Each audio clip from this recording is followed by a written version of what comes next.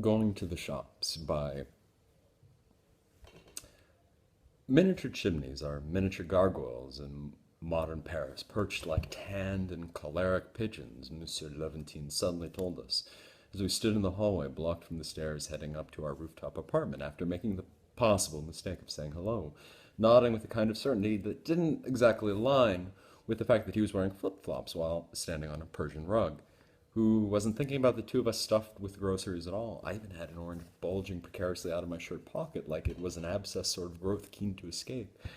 But about the day he moved into that apartment on Boulevard des Invalides, July 20th, 1969, and whether or not he could recall the different ways Paris Soir, Le Monde, Le Figaro, and the International Herald Tribune described the way in which Apollo 11 had landed on the moon, whether they'd used similar language or different language, and how he wished he could become that version of himself again, stumbling with friends through the Musée Rodin the night in question, passing the statues of Balzac and Hugo, all of them. It was a crowd of dozens and dozens, if he recalled correctly, encouraging those old giants to wave at the moon with them too, and how he wished he could give that version how he wished that version of himself could give Arthur Cormier, Dylan Allard, Marie Boiseau, and Guy Waganet a call and hear them read their copy in progress out loud over the phone to him.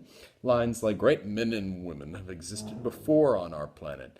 None of them have existed on the moon," or "Hi moon, it's me, Margaret," or "Today marks our first step into the great beyond, where we familiarize ourselves with it and then steady ourselves to make a second leap into a second great beyond that."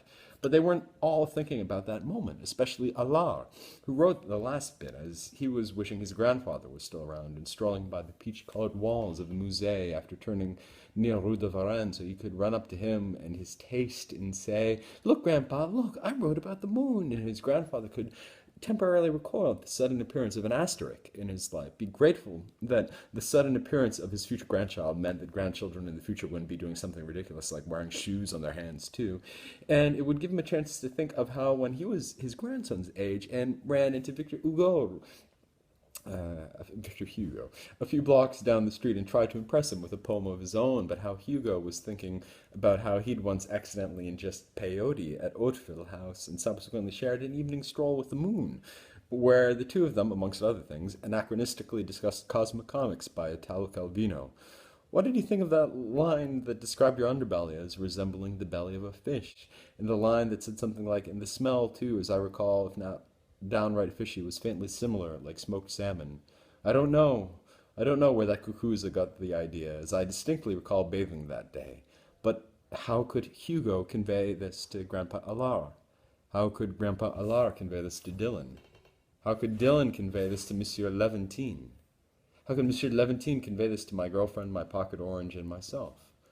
What was the shape of the figurative zeppelin that could carry all this, the push, the step, and the effervescent pull? Yes, yes, he said, pigeons. Yes, well, good evening to the two of you. Good evening, we said, and made our way up amongst the stars.